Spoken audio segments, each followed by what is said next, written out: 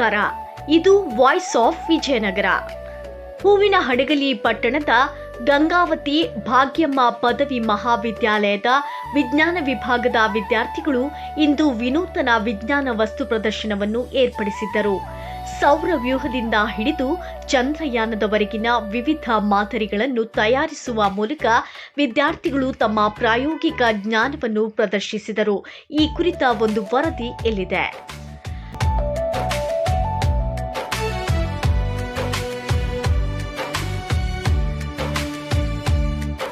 ಗಂಗಾವತಿ ಭಾಗ್ಯಮ್ಮ ಪದವಿ ಮಹಾವಿದ್ಯಾಲಯದ ಆವರಣದಲ್ಲಿ ಇಂದು ವಿಜ್ಞಾನದ ಕಲರವ ಕಂಡುಬಂದಿತು.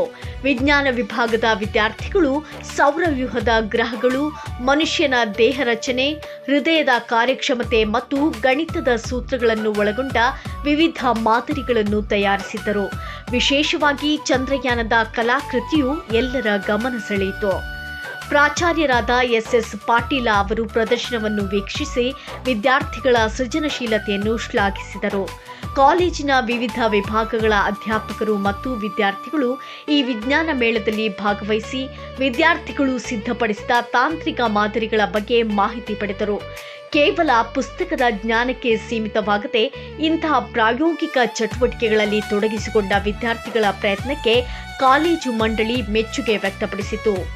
ವಾಯ್ಸ್ ಆಫ್ ವಿಜಯನಗರ, ಹೂವಿನ ಹಡಗಲಿ.